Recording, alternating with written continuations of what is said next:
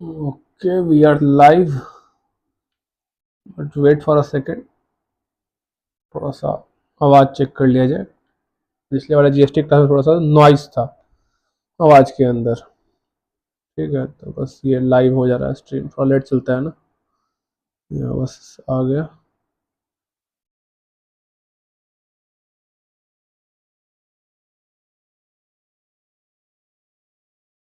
ठीक, चलिए स्टार्ट करने के पहले थोड़ा सा रिवाइज कर लिया जाए। रिवाइज क्या किया जाए, तो हम लोगों ने कुछ फार्मूलाज देखे थे जिसके बारे में मैंने कहा था ये फार्मूलाज कोई फार्मूलाज नहीं है, ये मैथमेटिकल फार्मूलाज हैं कांस्टेंट ग्रोथ के। कांस्टेंट अमाउंट अगर रहे तो क्या होगा, सेम अमाउंट रहे हर साल तो क्या होगा उसका। एक सेकंड मैं घटा देता हूँ। अब आइए, हम लोगों ने प्रेजेंट वैल्यू, अब वाले कॉन्सेप्ट को थोड़ा आगे ले जाएंगे हम लोग। प्रेजेंट वैल्यू पढ़ा था, याद है?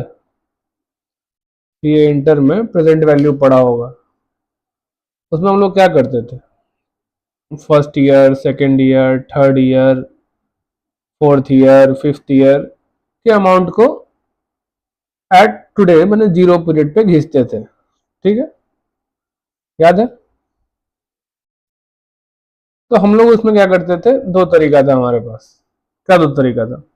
एक तो सर हम लोग कैश फ्लो लिखते थे, इधर इधर हम लोग प्रेजेंट वैल्यू फैक्टर लिखते थे sir, PBIF at the rate, जो भी रेट थे 10%, 12%, और मल्टीप्लाई करते थे। दूसरा क्या था sir, cash flow divide by PBIF, एक ही चीज है। क्योंकि अगर 10% का पीबीआईएफ निकाला जाए तो क्या होता है, 1 डिवाइड बाई 1.10 फर्स्ट ईयर का, सेकेंड ईयर का 1 डिवाइड बाई 1.10 का स्क्वायर, थर्ड ईयर का 1.10 का क्यूब। अगर कोई 6 मंथ का निकालने का था हमको, तो हम कहते हैं 1 divide by 1 plus 0.10 divide by 12 into 6, या फिर क्या है, डिवाइड बाई 2। That's it. ये प्रेजेंट वैल्यू करना तुमने सीखा होगा। और सिक्योरिटी वैल्यूएशन में विश्वास मानो, प्रेजेंट वैल्यू के अलावा कुछ है ही नहीं। प्रेजेंट वैल्यू ही टोटली इस चैप्टर का हिस्सा है, प्रेजेंट वैल्यू। अब उसी के कर्म में जब आगे बढ़ेंगे तो प्रेजेंट वैल्यू अगर एक चीज कहा जाए, मैं तो कैश फ्लो पता था ईयर 1 में ये है, ईयर 2 में ये है, ईयर 4 में ये है, ईयर 5 में ये है। अगर ये कहा जाए कि मेरा जो कैश फ्लो है, मेरा जो कैश फ्लो है वो ग्रो करेगा, ठीक है, मेरा जो कैश फ्लो है वो ग्रो करेगा कांस्टेंट कांस्टेंट रेट्स, वो क्या है, जी। तो अब प्रेजेंट वैल्यू कैसे करें, और एंड टर्म्स तक ग्रो करेगा। मेरा जो कैश फ्लो है वो ग्रो करेगा, एंड टर्म्स तक ग्रो करेगा, किस रेट से, जी के रेट से। तो फॉर्मूला दिया गया कैश फ्लो। अब चाहे वो जो भी हो, उसको तुम डिविडेंड मान लो, उसको तुम चाहो तो वैल्यू ऑफ फॉर्म मानो, जो चेंज हो सकता है। कैश फ्लो कुछ भी बन सकता है, डिविडेंड बन सकता है, ईपीएस बन सकता है। ठीक है, 1 प्लस जी के ई माइनस जी, ये बस प्रेजेंट वैल्यू करने का फॉर्मूला है। यहाँ के ई क्या होता है, हमारा रिक्वायर्ड रिटर्न, मतलब हमें क्या चाहिए। अगर मैं शेयर मार्केट में आ रहा हूं तो कुछ तो ज्यादा चाहिए होगा ना, वो होता है रिक्वायर्ड रिटर्न। अब ये कैश फ्लो हमारे सिक्योरिटी के केस में बन जाता है डी जीरो। ठीक है, ये तब का बात है जब हमारा डिविडेंड जो है कांस्टेंट रेट से ग्रो करेगा हर साल। अब इसी में मान लो ग्रो नहीं करेगा, हर साल डिविडेंड सेम रहेगा, हर साल डिविडेंड सेम रहेगा। अगर हर साल डिविडेंड सेम रहेगा तो क्या हो जाएगा, जी का वैल्यू जीरो, के माइनस जी का वैल्यू जीरो। तो फॉर्मूला क्या बन जाएगा, डी बाई के। तो हमने दो चीज सीखा, क्या सीखा, अगर हमारा डिविडेंड कॉन्स्टेंटली ग्रो करेगा एक सर्टेन परसेंटेज से, जिसका वैल्यू है जी, तो डी जीरो 1 प्लस जी के माइनस जी, इसको हम लोग डिविडेंड ग्रोथ मॉडल कहते हैं। अगर डी जीरो है तो यहीं पे अगर ईपीएस ले लिया जाए तो इसको हम अर्निंग ग्रोथ मॉडल कह देंगे। क्या समझे? यहीं पे अगर फॉर्म का वैल्यू निकालना हो जाए तो हम FCFF0 ले लेंगे। अगर कॉन्स्टेंटली ग्रो करेगा FCFF तो क्या समझ, तो जिस भी पॉइंट से कांस्टेंट ग्रो करता है उसका फॉर्मूला होता है कैश फ्लो। इसलिए मैं उसे D0, EPS0, FCFF0 नहीं कहता, मैं उसे कहता हूं cash flow. 1+G KE-G। Exam में ये नहीं लिखना, ये तुम्हें फॉर्मूला याद रखने के लिए है, ठीक है। अगर G 0 हो जाए मतलब ग्रोथ कुछ होगा नहीं, कैश फ्लो एक ही अमाउंट रहेगा, एन टर्म्स तक रहेगा, तो प्रेजेंट वैल्यू करने का फॉर्मूला dy/k। ये दोनों फॉर्मूला क्या चीज है, प्रेजेंट वैल्यू करने का, ठीक है। यहां तक तो कोई दिक्कत नहीं था।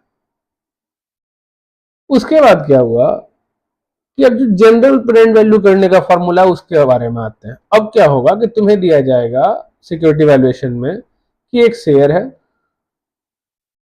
उसका वैल्यू निकालना है, और जो अपना इन्वेस्टर है उसको लग रहा है कि शुरू के 3 सालों तक G1 से ग्रो करेगा, 3 इयर्स तक, और उसके बाद कांस्टेंट ग्रो करेगा G2 से। जब भी क्वेश्चन ऐसा है तो तुम्हें निकालना पड़ेगा P3, मैंने price at the end of year 3। क्यों निकालना पड़ेगा, क्योंकि मैंने क्या कहा, जहां से ग्रोथ कांस्टेंट हो जाए एन टर्म्स तक, यहां पे एन टर्म्स नहीं था, यहां भी ग्रोथ कांस्टेंट था, G1 था, G1 मान लो कि 20% सुपर ग्रोथ था, ठीक है, और G2 10% था। शुरू के सालों में हाई ग्रोथ मिलेगा, फिर कांस्टेंट ग्रोथ हो जाएगा। तो यहां पे टर्म्स देख रहे हो, 3 साल, 3 इयर्स। अगर ये एन टर्म्स है तब तो फॉर्मूला ये है D0 1+G KE-G।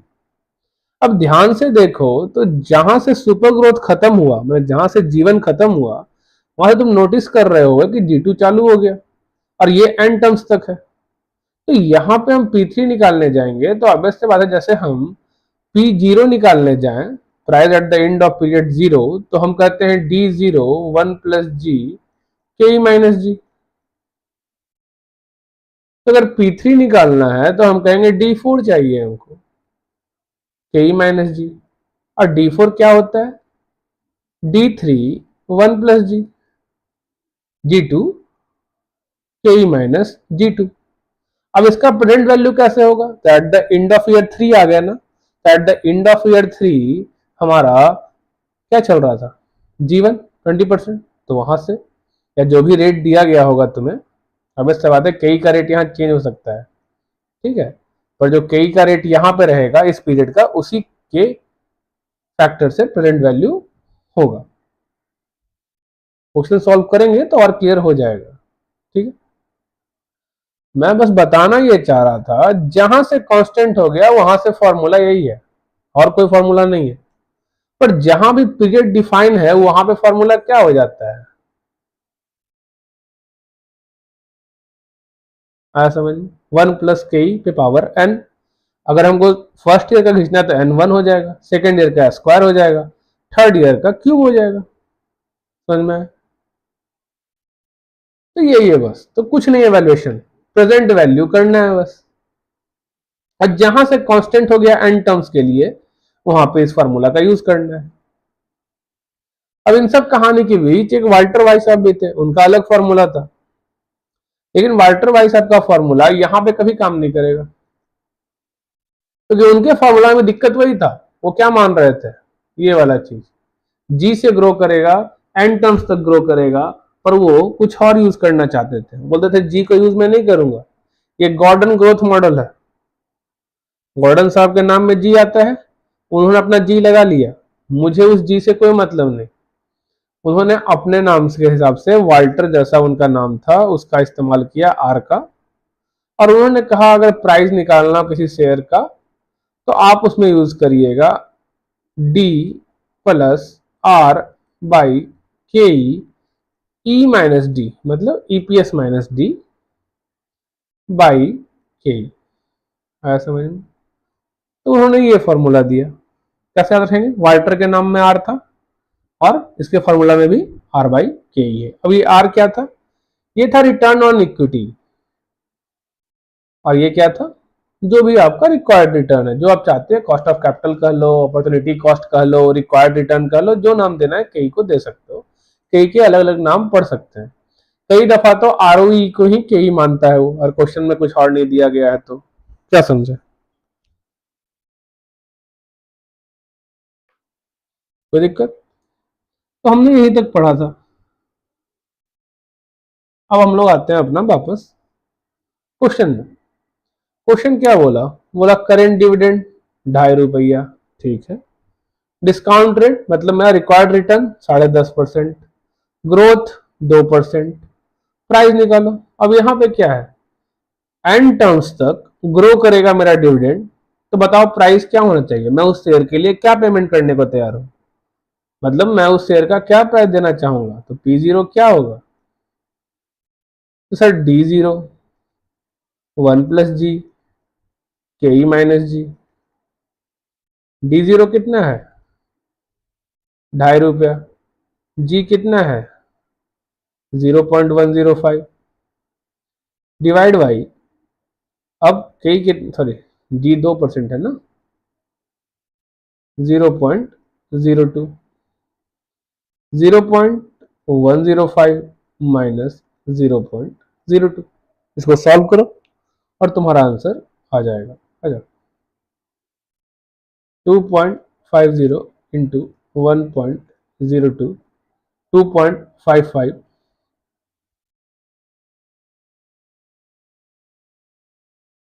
Divide by 0.105 minus 0.02, 0.085, 2.55 divide by 0.085, 30 rupees. आया समझ में? तो पहला क्वेश्चन का आंसर क्या है? 30 रुपीज। अब अगर मुझसे पूछा जाए कि स्टॉक का प्राइस 35 है तो आप क्या करिएगा? आप तुम खुद सोचो। तुम मार्केट में गए सेब खरीदने, सिंपल एग्जांपल है। तुमको लगता है सेब का कीमत 30 रुपया, दुकानदार 35 रुपया बोल रहा है, खरीदोगे? नहीं खरीदोगे, बस काम कर। लेकिन खैर सेकंड पार्ट का क्वेश्चन अलग था। वो आपसे पूछा कि is it's stock over valued if stock price 35, और आपको आरओई दिया, ईपीएस दिया और बोला कैलकुलेट करो दूसरे मेथड से। यहां हमने क्या यूज किया? यहां हमने यूज किया डिविडेंड ग्रोथ मॉडल। वही देखो, इसका नाम क्या है? Earning growth model. कोई फर्क नहीं है, ध्यान देना, earning growth model. Formula same है। मैंने क्या कहा था, ये D0 चेंज हो सकता है। अब ये बन जाएगा E0, बस इतने। अब E0 क्या है? तो 2.25। जी क्या है? जी ये दिया हुआ है 2%। क्या समझे? पर हमें क्या चाहिए होगा? कुछ नहीं सर, सब तो दिया हुआ है। कई आपका ऊपर दिया हुआ है 10.5%, निकालो। अब इसमें दिक्कत क्या है कि इस क्वेश्चन में आईसीआई ने थोड़ा ऊपर नीचे किया है, उसमें अब मैं कुछ नहीं कर सकता। अब आईसीआई कब क्या सोचता है उसका क्या कर सकते हैं। अगर मुझसे पूछा जाए तो मेरे हिसाब से तो कई तो 10.5% होना चाहिए था। चलो हम लोग अपने हिसाब से सॉल्व करते हैं क्या आंसर होना चाहिए था। आ जाओ। बोला sir current market price 35 rupees है, ठीक है। आरओई रिटर्न ऑन इक्विटी 9% है, ठीक है। और ईपीएस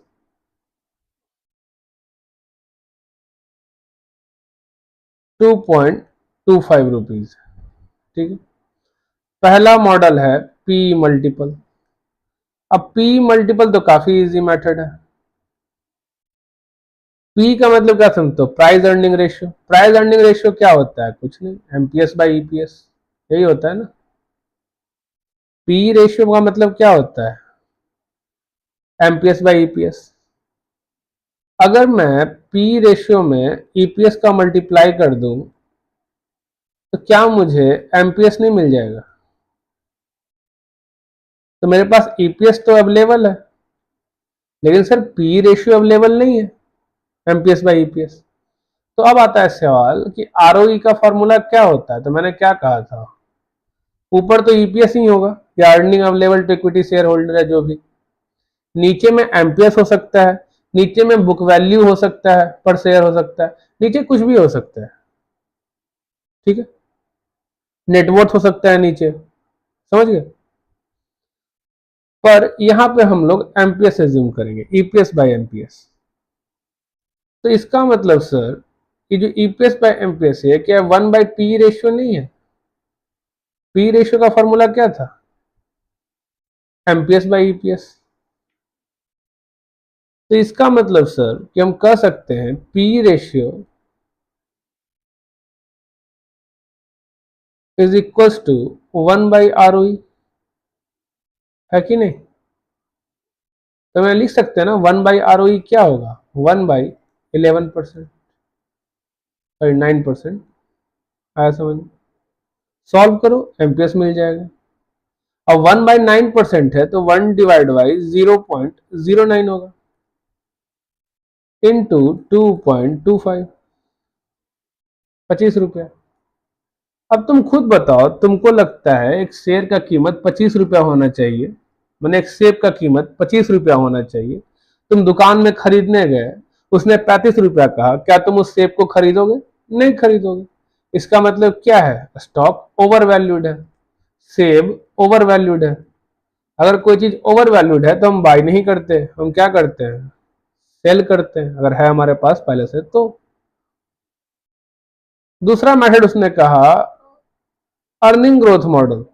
मैंने क्या कहा था, वो फॉर्मूला किसी का नहीं है, वो ग्रोथ मॉडल का फॉर्मूला है, कैश फ्लो इंटू 1+G, अगर अर्निंग ग्रोथ मॉडल कहा तो अर्निंग हमें दिया गया था, जी हमें दिया गया था, के हमें दिया गया था, कितना था, 10%। लेकिन अब यहीं पे देखोगे मेरे ख्याल से आईसीआई ने कुछ और किया, के तो 10.5% दिया गया था, पर आईसीआई ने देखो शायद सेम यूज किया, कुछ और यूज कर लिया। देखो आरओई का इस्तेमाल कर लिया, क्यों? आरओई तो अलग चीज है, आरओई तो रिटर्न ऑन इक्विटी है, आरओई तो रिटर्न ऑन इक्विटी है, आप इसका इस्तेमाल कैसे कर सकते हैं? तो यहाँ पे थोड़ा सा मेरे हिसाब से गलती है, बाकी हो सकता है कोई और ग्राउंड हो सही कहने का, पर मेरे हिसाब से इस पॉइंट पे थोड़ा सा गलत। आप आरओई को कैसे कर सकते हो कि वो रिक्वायर्ड रेट ऑफ रिटर्न? यही तो मैं आपको पहले समझा रहा था, कहीं कहीं आईसीआई ऐसा भी करता है कि आरओई को ही रिक्वायर्ड रेट ऑफ रिटर्न मान लेता है, आरओई को ही आपका एक्सपेक्टेड रिटर्न मान लेता है कि आपको ये चाहिए होगा, आप इतना शेयर मार्केट में तो ये कमाना चाहते होंगे। तो यहाँ पे वही एजम्पशन है, आईसीआई ने भी वही माना कि जो आज सेकंड लाइन में जब आरओई 9% दिया गया, यूज नहीं करना चाहिए था उसको, के यूज कर 10.5% यूज करना चाहिए था, लेकिन आरओई का यूज किया गया है तो हम भी आरओई का यूज कर लेते हैं, ठीक। अब आंसर निकालिए जरा, कितना होगा, 2.25 इंटू 1.02 डिवाइड बाई 0.07, 32 रुपया। अब फिर वही सवाल आता है, कौन सा? आपको लगता है सेब का कीमत 32 रुपया है, मार्केट में क्या चल रहा है, 35 रुपया, क्या करोगे? नहीं खरीदोगे, स्टॉक क्या है, ओवर वैल्यू। क्या समझे, आया समझ में? चलो आंसर देख लिया जाए, 25, ठीक है, ओवर वैल्यू 2.79 ओवर वैल्यू, और इसके पहले का आंसर 30। तो काफी इजी क्वेश्चन रहता है सिक्योरिटी वैल्यूएशन का, कभी कंफ्यूज नहीं होना, काफी इजी है, कुछ है ही नहीं क्वेश्चन।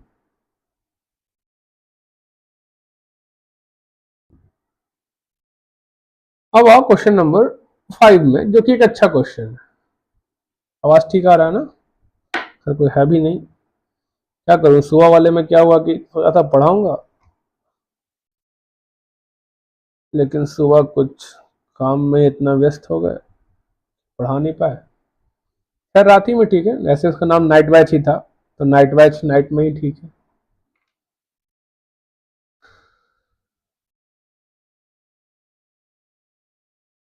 अब क्वेश्चन नंबर 5 में देखो ध्यान से, एक्स लिमिटेड अभी डिविडेंड दिया है 14 रुपया, तो ये तो क्लियर है कि D0 है। कभी कभी D1 ही दिया रहता है क्वेश्चन में, ध्यान रखना। क्योंकि डिक्लेयर्ड लिखा अंग्रेजी, डिक्लेयर्ड मतलब क्या, D0, काम खत्म। Mr B is planning to purchase share, चाहता है खरीदना। उसको लगता है growth rate and increase dissipate कर रहा है 8% से 8 to 9% रहेगा, which will continue for 3 year, मैंने 9% 3 साल तक रहेगा। फिर वही चीज है कि मुझे एक पता है जीवन, जो कि 9% रहेगा 3 सालों तक। उसके बाद market price of the share to be 360। अब यहां पे क्या है कि मैं D0 1 प्लस जी के माइनस जी का इस्तेमाल करता, मैं यहां पे P3 निकालता। कैसे निकालता, D4 के माइनस जी लिख कर। D4 मतलब D3 1 प्लस जी, यहां पे जी क्या होता है, G2 होता, 8% G2, ठीक है। लेकिन हुआ क्या, क्यों नहीं कर रहा है ऐसा, क्योंकि P3 का वैल्यू वो खुद से दे रखा है। जब वो P3 खुद से दे दे, जो कि 360 रुपया है, तो इस फॉर्मूला का इस्तेमाल हम लोग नहीं करेंगे। क्या समझे, जब वो P3 का वैल्यू खुद से ही दे दे क्वेश्चन में कि P3 ये है, P4 ये है, P5 ये है, मैंने जहां भी सुपर ग्रोथ खत्म हुआ, ठीक है, वो एक्स्ट्रा अर्निंग खत्म हुआ, वो एक्स्ट्रा ग्रोथ खत्म हुआ, और उसका वैल्यू दे दे, तो उस केस में हम लोग अपना फॉर्मूला यूज नहीं करेंगे। कौन सा, constant growth for N terms वाला, constant growth for N terms, ठीक है। कोई दिक्कत, फॉर्मूला क्या, पॉइंट नंबर क्या बोले, present value of cash flow growing at constant rate, growing at constant rate, समझ में आया, present value of cash flow growing at constant rate for N terms, उसका फॉर्मूला है वो, सिंपली समझ लो। कैश फ्लो, वो कैश फ्लो कुछ भी हो, डिविडेंड हो, ईपीएस हो, एफसीएफएफ हो, जो नाम दे दो उसका, तुम्हारा इच्छा है।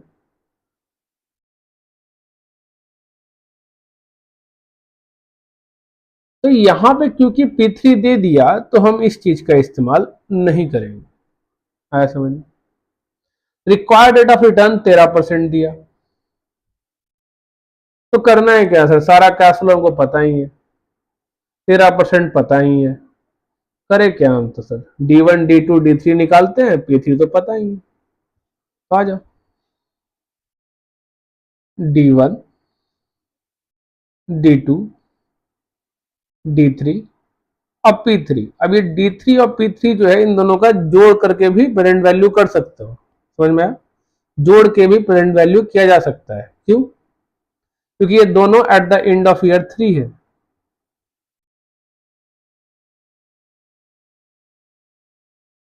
क्या समझे, हमेशा ध्यान रखना, जहां से ग्रोथ G2 मतलब नॉर्मल ग्रोथ स्टार्ट हुआ, जो कि एन टर्म्स तक रहेगा, एन टर्म्स तक रहेगा, वहीं पे तुम्हें निकालना है क्या, value of the share at the end of that period, at the end of super growth period. क्या निकालना है तुमको, लिख लो, value of share at the end of super growth, at the end of super growth period. आया समझ में, value क्या होगा शेयर का at the end of super growth period, मैं जो हाई ग्रोथ कमा रहा हूं उसके ऊपर, समझ गए, ये हमें निकालना होता है। क्वेश्चन खुद ही 360 रुपया बोल दिया है, तो हम क्या कर सकते हैं, अगर क्वेश्चन नहीं बोला होता तो हम क्या करते, D3 1 प्लस G2, जो नॉर्मल ग्रोथ स्टार्ट हुआ, के माइनस G2। क्या समझ, चलो पहले तो D1 निकाल लेते हैं, कितना है 14 रुपया, जी कितना है 9%, कितना आएगा, निकालो,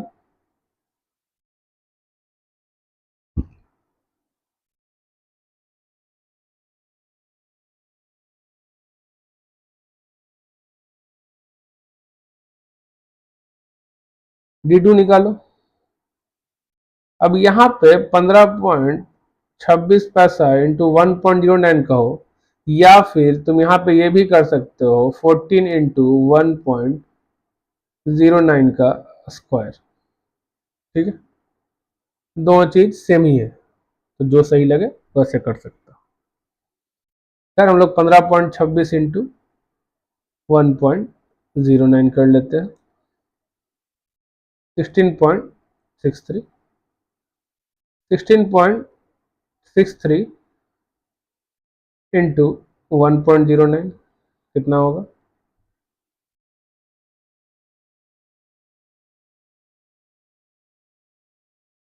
हाँ, 18.13।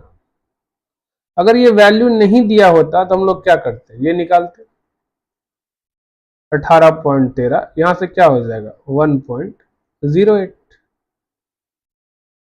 के कितना रह जाएगा जो था पहले 0.13 माइनस 0.08, तो वैल्यू क्या होता?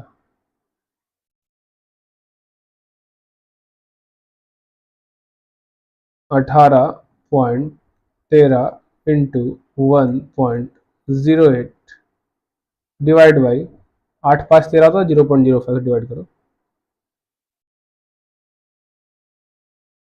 391 रुपीज होना चाहिए था। ठीक है, 391.61। इन क्वेश्चन 360 दे दिया है तो हम लोग उसी का यूज करेंगे। क्वेश्चन 360 दे दिया है तो हम लोग उसी का यूज करेंगे। अब करना ही क्या है, प्रेजेंट वैल्यू। अब करना ही कहाँ कुछ है, प्रेजेंट वैल्यू।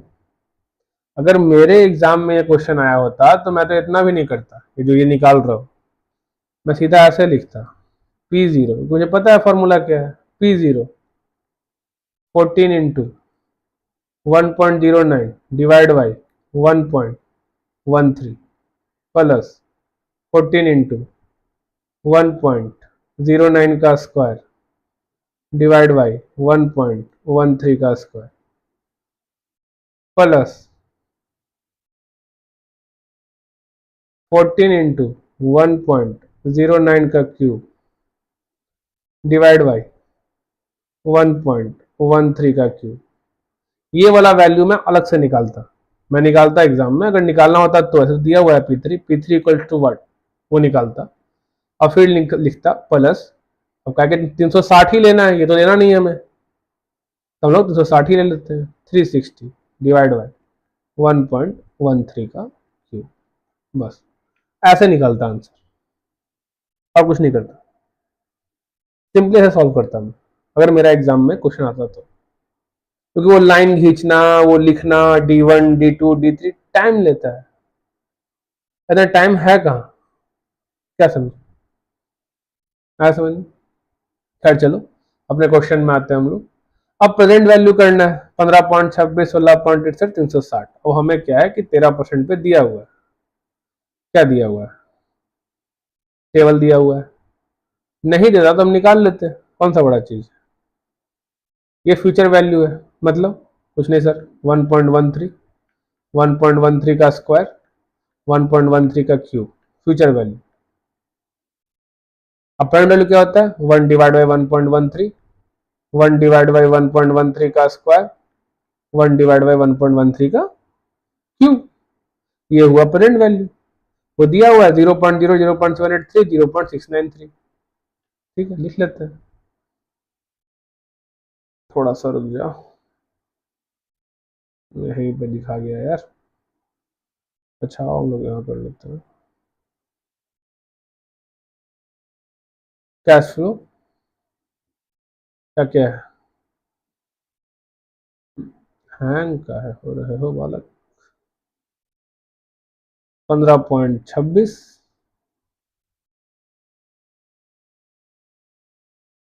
16.63 18.13।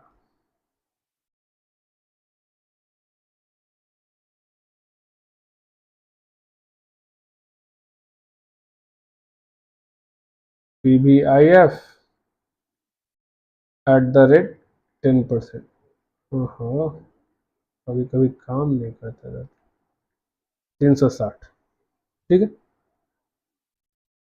दिया हुआ है 0.885, 0.783, 0.693 और ये भी 0.693। क्यों? कि जो हमारा पीरियड है वो क्या है, 1 ईयर, 2 ईयर, 3 ईयर और ये भी 3rd ईयर के ही एंड पर है। तो present value of cash flow निकाल लो। चलो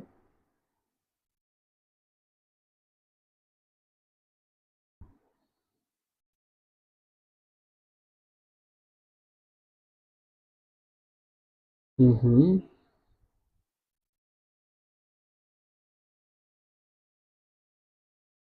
13.51।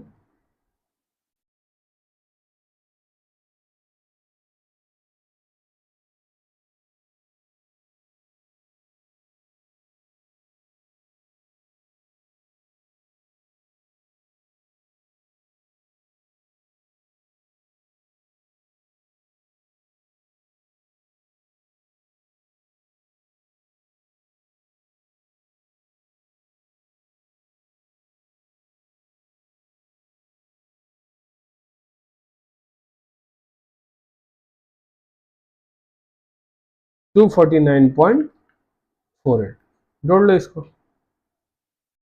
ठीक है, आओ देख लो। इसने वही चीज किया है आपका 15.26 का पेरेंट वैल्यू, 16.63 का, 18.13, 260 का। ठीक है, 13.50, 13.02, 12.56, 240.48, 288.56 रुपया आपका आ जाएगा। ठीक है,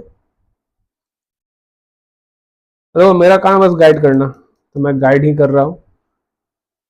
मैं हमेशा कहता हूँ मैं पढ़ा नहीं रहा, मैं गाइड करता हूँ सिर्फ। ठीक है, क्वेश्चन तुम सॉल्व करोगे, जितना सॉल्व करोगे उतना अच्छा है। Hello gamer HD. अच्छा चलो, कुछ लोग तो आते हैं, लिख दिया जाए उन्हें।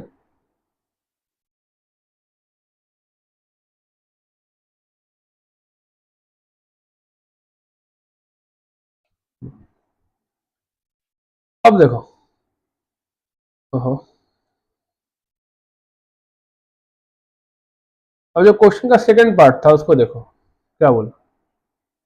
कुछ नहीं, the maximum price Mr B will be willing to pay for share if he is of the opinion that 9% growth he indefinite, मतलब क्या, एंड टर्म्स तक। तो मैंने क्या कहा था, जहां से एंड टर्म्स का बात आया, जहां भी एंड टर्म्स का बात आया ग्रोथ के साथ, जहां भी एंड टर्म्स का बात आया ग्रोथ के साथ, फॉर्मूला सिंपल है।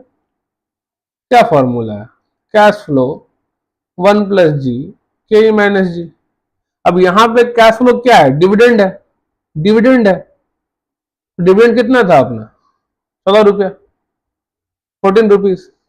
हैंग का हो रहा हो यार, 14 रुपीज। जी कितना है, के माइनस जी कितना होगा, निकालो।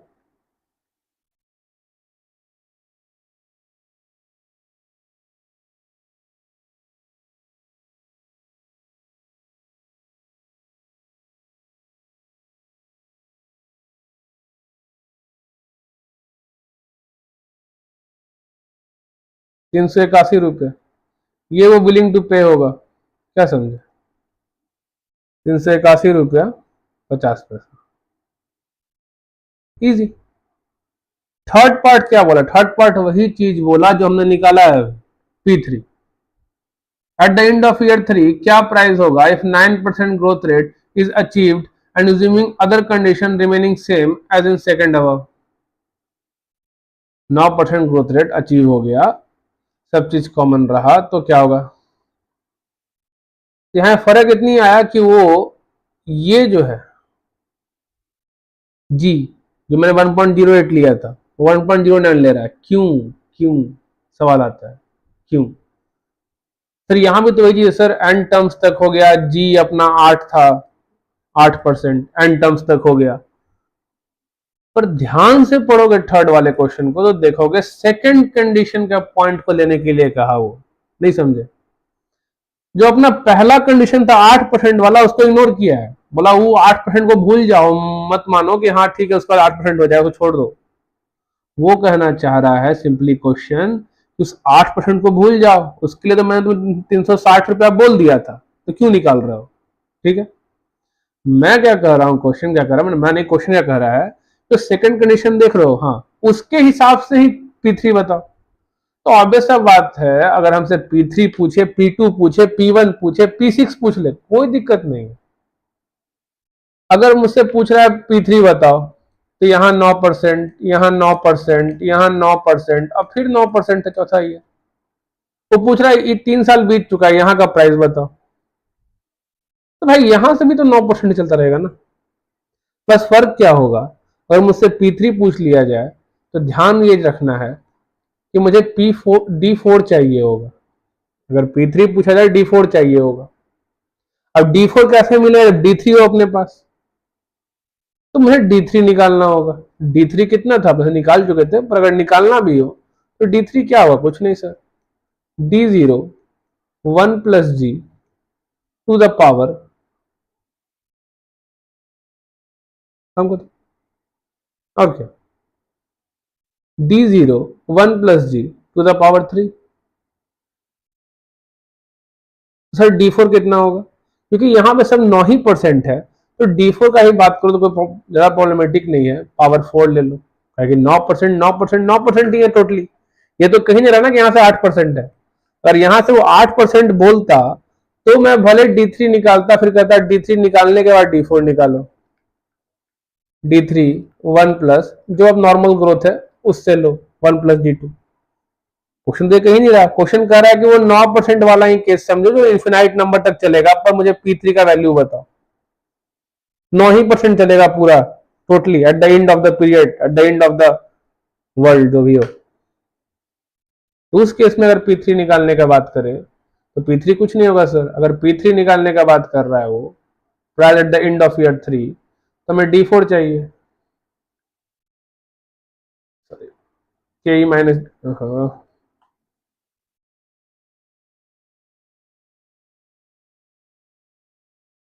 के ई माइनस जी। D4 के लिए क्या चाहिए सर, D3 चाहिए।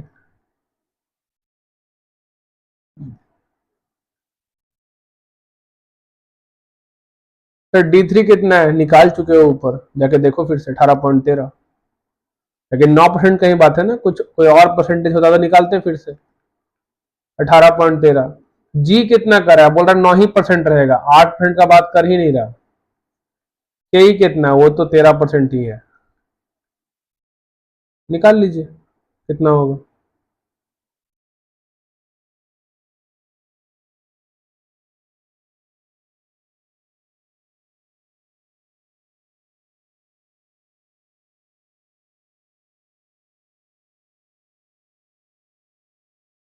₹494। समझ में आ गया, कोई दिक्कत? इस क्वेश्चन में बहुत सारा चीज थोड़ा उलटफेर था,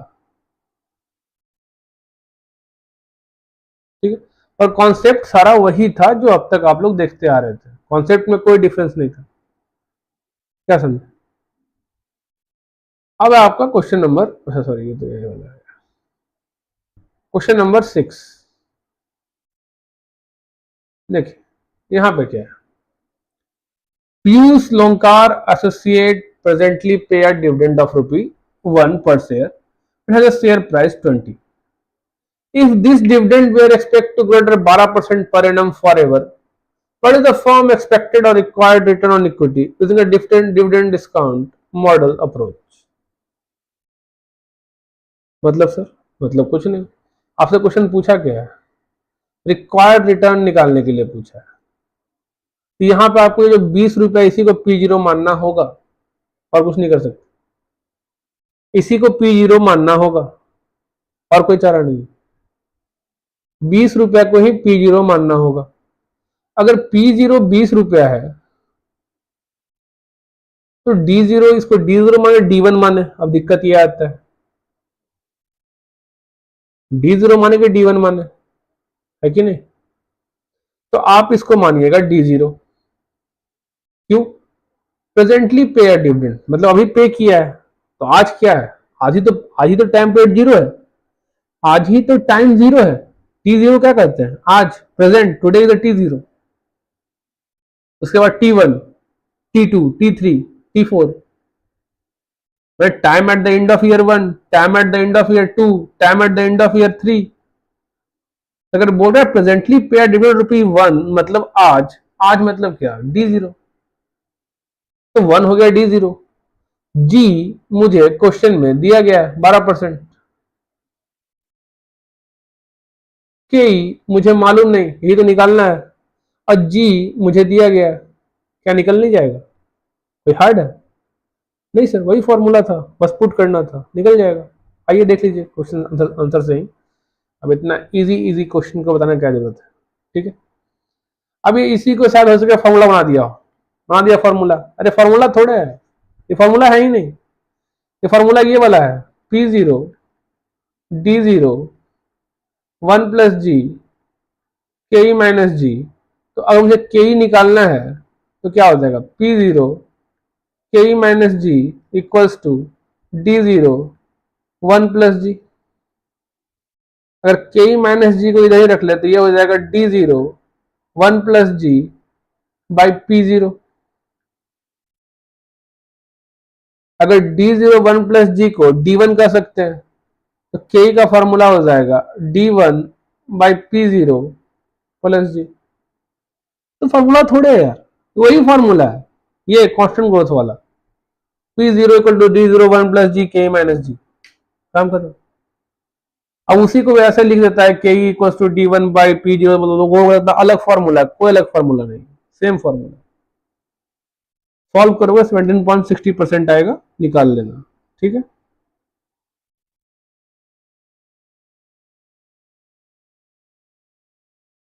आओ आओ वापस अपने क्वेश्चन पे। इंस्टेंट ऑफ दिस सिचुएशन, मैंने बोला ये सिचुएशन छोड़ो, हटाओ सब कुछ, वन को छोड़ो। Suppose that dividend were expected to grow 20% for 5 year, 10% उसके बाद। अब बताओ क्या होता रिक्वायर्ड रिटर्न ऑन इक्विटी।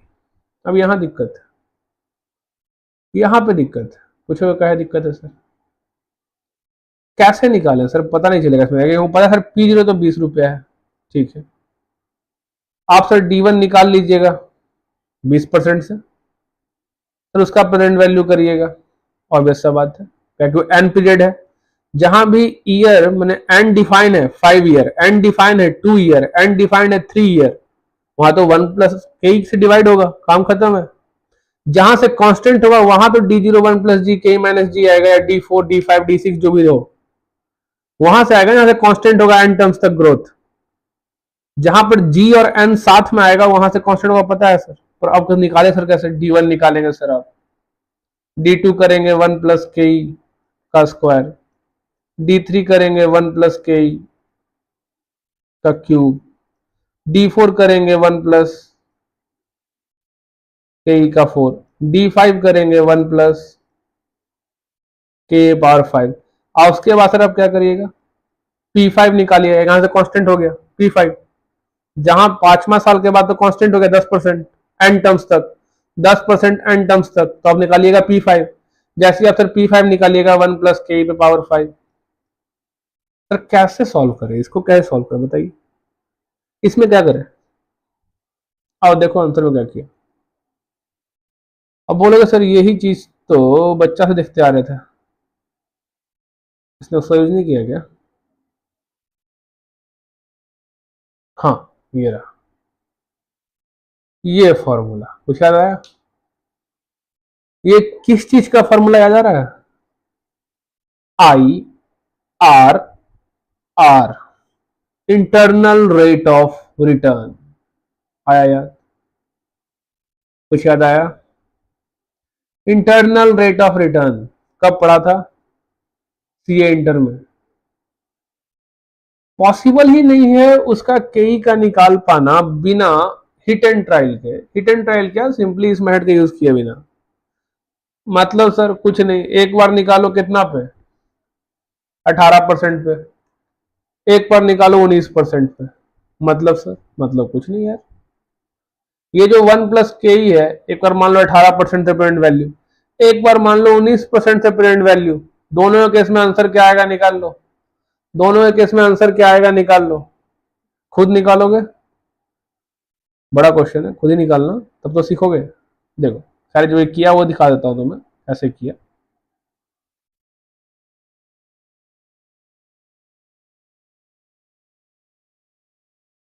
रुक जा,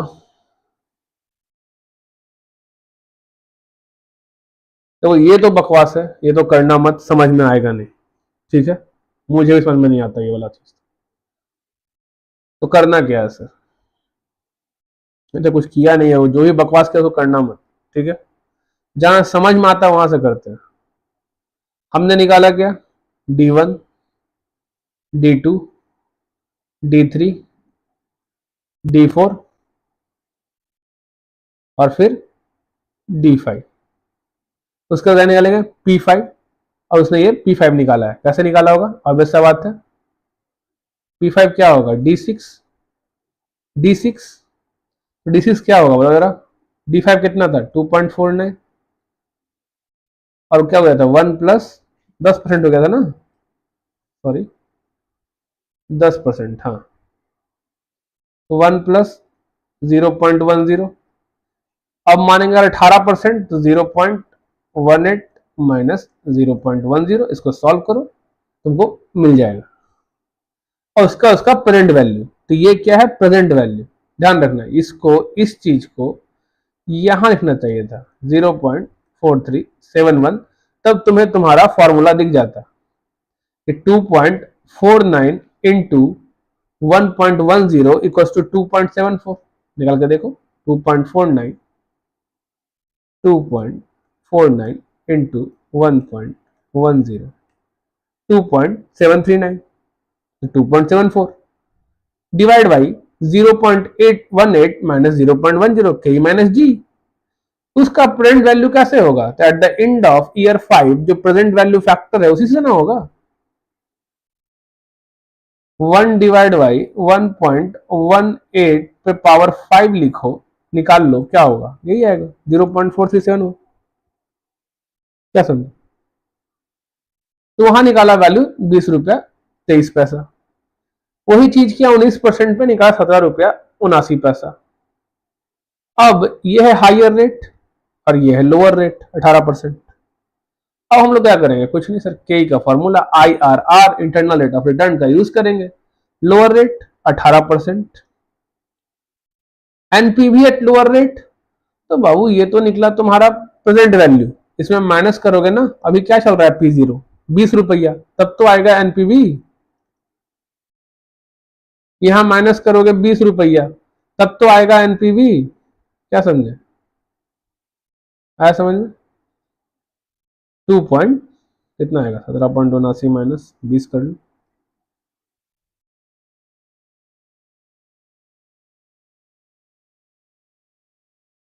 माइनस 2.11।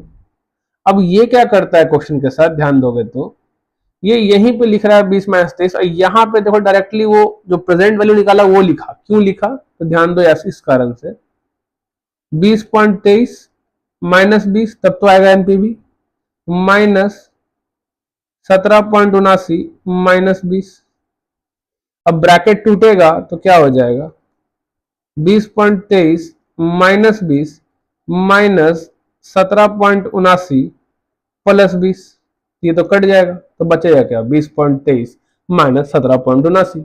इसी कारण से वो एनपीवी ना लेकर के नीचे में डायरेक्ट 20.23 माइनस 17.79 लिखा है।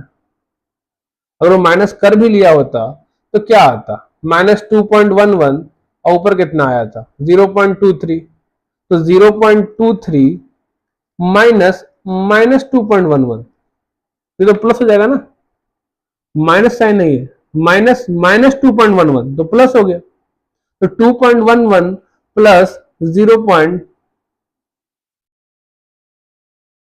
प्लस 0.23 2.34, और ऐसे ही निकाले तो 2.34।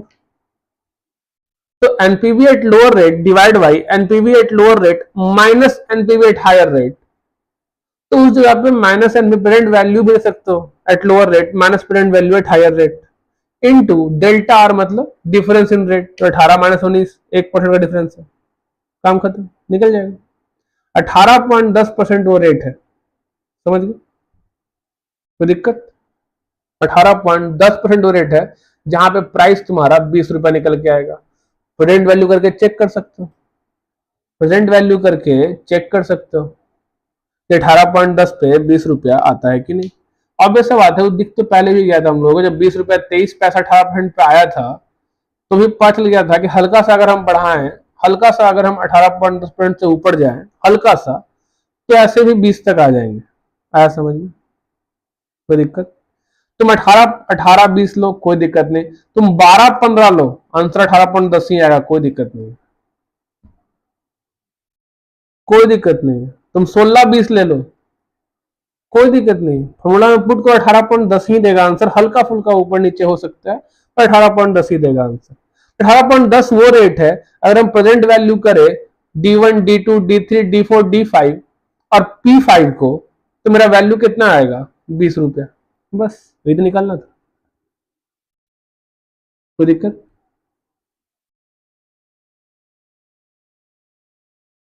क्वेश्चन नंबर 7 को अभी के लिए रोक दो, ठीक है। आओ क्वेश्चन नंबर 8 पे और 9 पे, ये आज का लास्ट क्वेश्चन होगा। क्वेश्चन नंबर 8, क्वेश्चन नंबर 9, काफी इजी क्वेश्चन है। पूछो कैसे सर, देखो कैसे।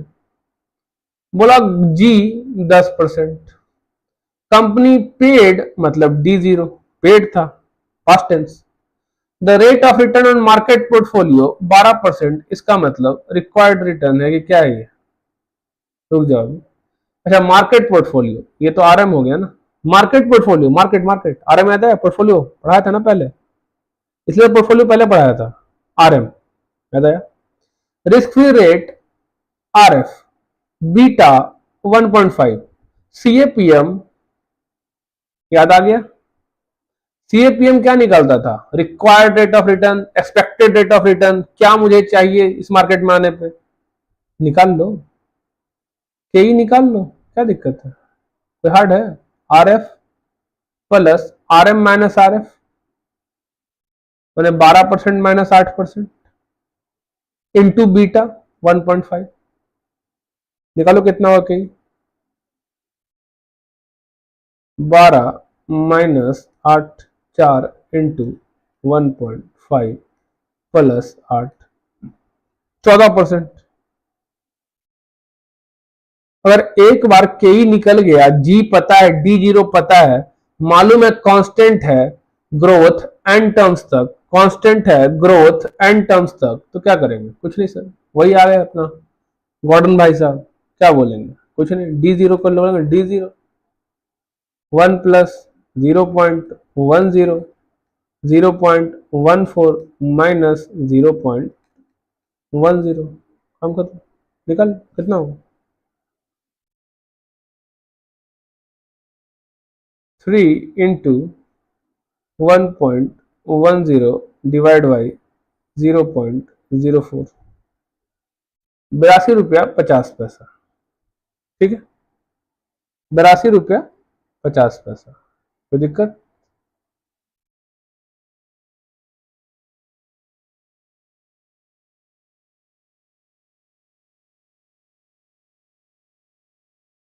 क्वेश्चन नंबर 9 पे आते हैं। Company pays a dividend of ₹2 per share with a growth rate of 7%, risk free rate 9%, market return 13%, company beta 1.50। तो डाटा दो ठो है, ध्यान देना, एक बीटा 1.50, एक बीटा 1.75, ठीक है। However, due to the decision of finance manager, beta is likely to increase to 1.75। इसका मतलब दो के निकलेगा, एक के जो करंट के है, एक के जो डिसीजन के कारण इंपैक्ट होकर नया के जो आएगा, नया कॉस्ट ऑफ कैपिटल। तो अब बताना क्या है? वैल्यू बताना है, अभी क्या है और जो चेंज होगा उसमें क्या है।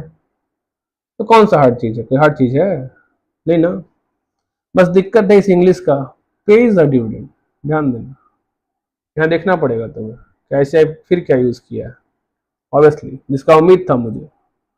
उसने 2 रुपया को D0 नहीं माना, D1 माना है।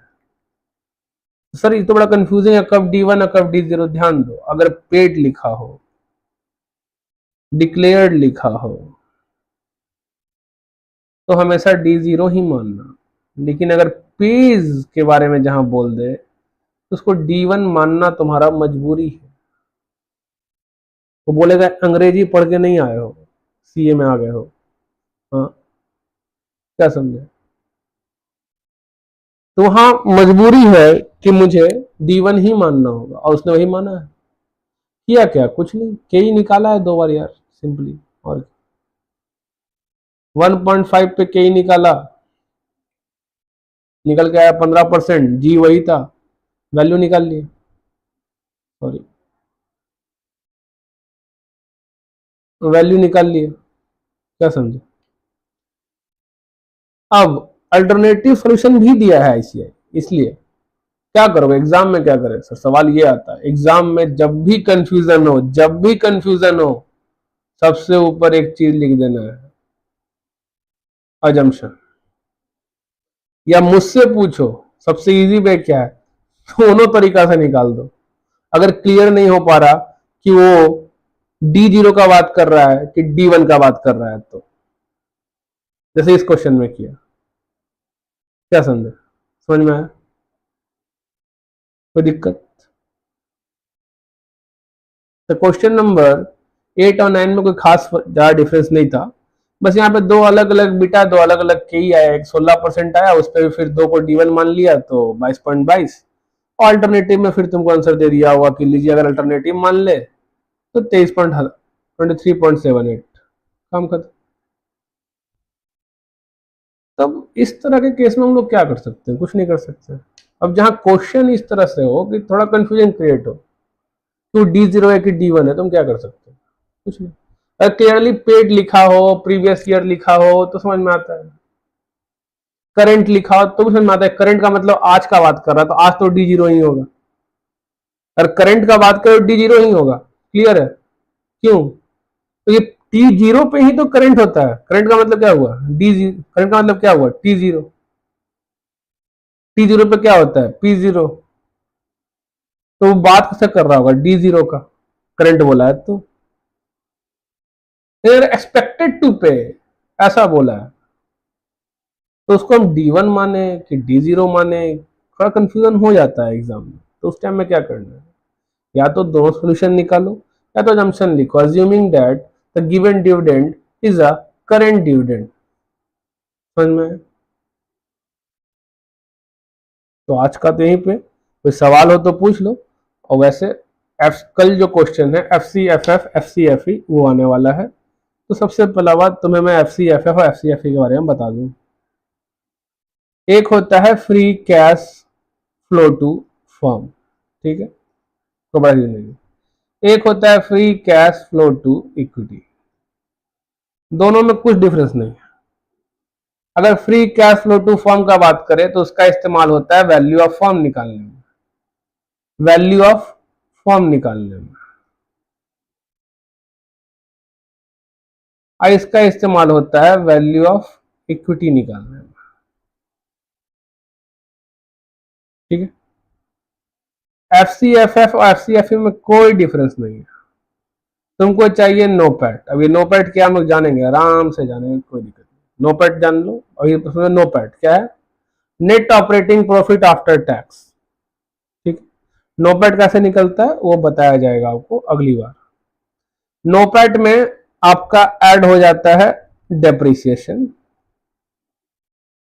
आपका लेस हो जाता है कैपिटल एक्सपेंडिचर, जिसको आप लोग कैपेक्स बोलते हैं शॉर्ट में, और आपका लेस हो जाता है इंक्रीज इन वर्किंग कैपिटल। आज तक ऐसे पूछा नहीं है क्वेश्चन, पर कहीं पूछ दे गलती से तो गलती मत करना। लेस क्या होता है? Increase in working capital. और ऐड क्या होता है? Decrease in working capital. आप अपने कॉमन सेंस से भी सोच सकते हो कि डेप्रिसिएशन नन कैश आइटम है, नोपैट का हिस्सा है, तो ऐड होना चाहिए। कैपिटल एक्सपेंडिचर अगर हुआ है ऑब्वियस सा बात है। तो मेरा free cash flow to form मतलब क्या, कैश फ्लो टू फॉर्म घटा होगा। वर्किंग कैपिटल में इंक्रीज हुआ, इसका मतलब पैसा और ज्यादा इन्फ्यूज हुआ बिजनेस में। वर्किंग कैपिटल इंक्रीज हुआ मतलब क्या, या तो मेरा फंड कहीं अटका हुआ है, पैसा नहीं आया है, इसका मतलब सिंपली है कि मेरा जो free cash flow to form है, जो फॉर्म के पास पैसा है वो घटा है। और अगर डिक्रीज हुआ है इसका मतलब कि मेरा फंड रिलीज हो चुका है मेरे पास। ठीक है, अब इसी में से यहां भी नोपैट ही रहेगा, फर्स्ट थिंग में कोई दिक्कत नहीं है। बस ये डिप्रिसिएशन में से क्या निकाल लो, डेट का हिस्सा। डेट का हिस्सा मान लो डेट रेशियो 20% है, तो 20% निकल जाएगा। इस कैपेक्स में से डेट का हिस्सा निकाल दो, डेट का हिस्सा निकाल दो। इस इंक्रीज इन वर्किंग कैपिटल में से भी डेट का हिस्सा निकाल दो। इस डिक्रीज इन वर्किंग कैपिटल में से भी, एक तो ये टैब को मैं तोड़ दूंगा एक दिन, जैसे लिखाता है ना कभी कभी। डिक्रीज इन वर्किंग कैपिटल्स में से भी डेट का हिस्सा निकाल दो बस। अब डेट का हिस्सा क्या होगा सर, डेट रेशियो दिया होगा तुमको, डेट रेशियो दिया होगा 20%, 30%, 40%, निकाल दो।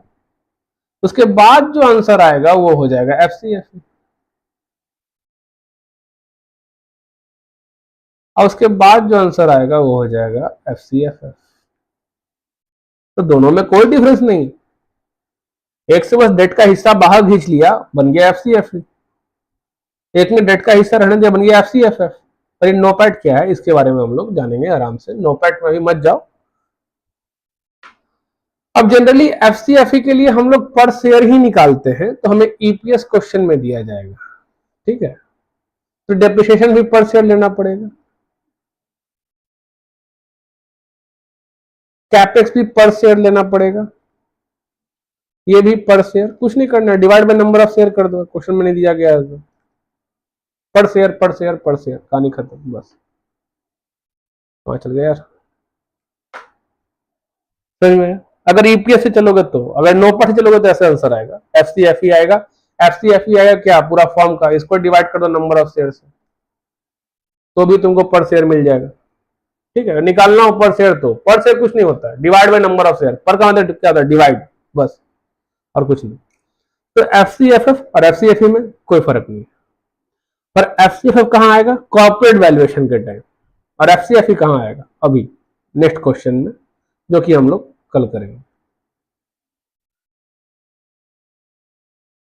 है ना।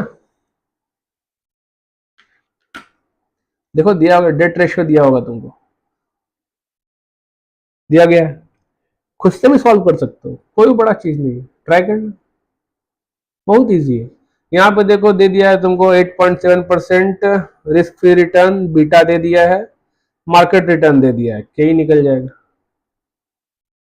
जी दिया हुआ है, ईपीएस निकाल लोगे कैसे, इससे नंबर ऑफ शेयर निकल जाएगा,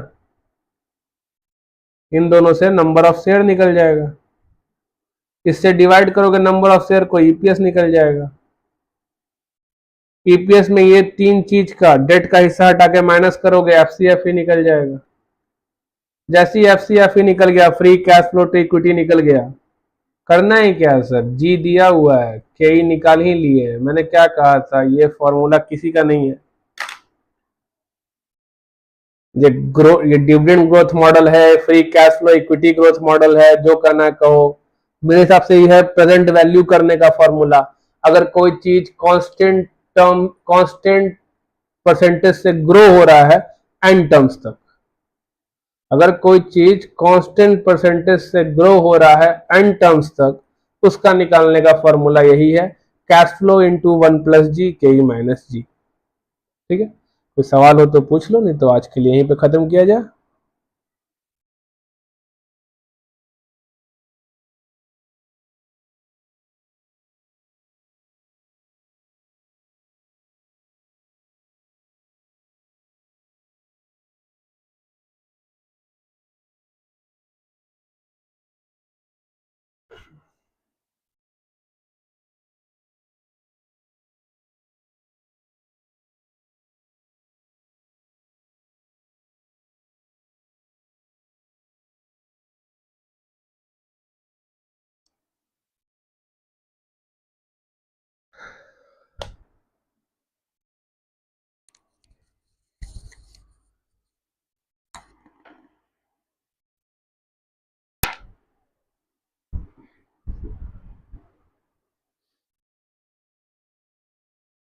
चलिए तो चला जाए।